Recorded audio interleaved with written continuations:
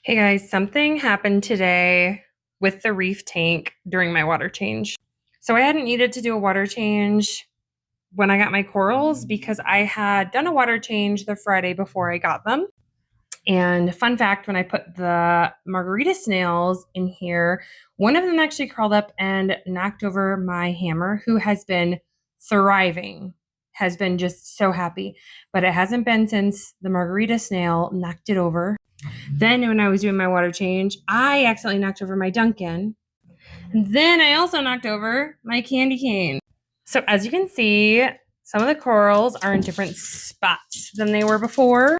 Even the Duncan has moved a little bit. The only coral that was like really thriving in their spot was the hammer.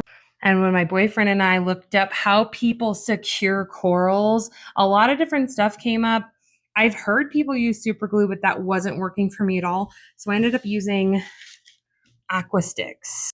First of all, this stuff smells so incredibly bad, but we actually did use it in this tank for the aquascape already, and it did a really, really good job. It cures underwater, and it looks like it's supposed to securely bond live corals, which is really important.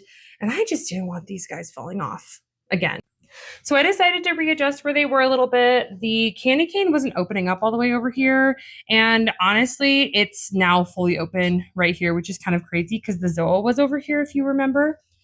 But this one's doing great. And I just moved them like a couple hours ago.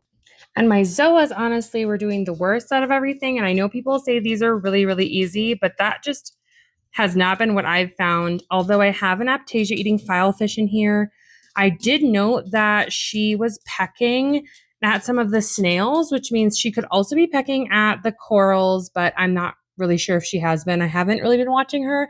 And everybody else doesn't seem like there's anything missing on them. Like there's no polyps missing on anybody else. So it could just be straight up unhappy, but it immediately started opening when I moved it over here.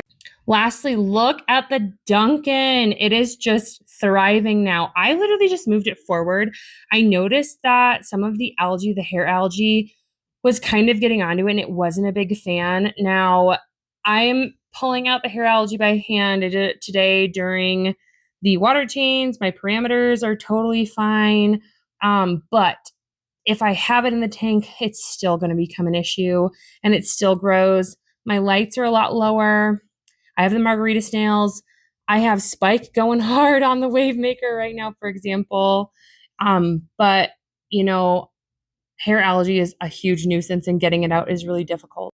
I am planning on getting some coral snow. I've seen online a lot of the time that coral snow can help mitigate the hair algae issue or at least make it more manageable. Mine is actually pretty manageable if you compare it from like 2 weeks ago to now, I have way less hair algae, which is amazing. But obviously, I want there to be like none. I don't want there to be any algae in there. And it's just a really hard thing to happen after you get so much. So that's my ugly phase. I really wouldn't suggest this ugly phase. I'd rather have the dinos I had in the beginning. And I have like no dinos whatsoever. So the hair algae low key sucks a lot because it pisses off the corals really easily.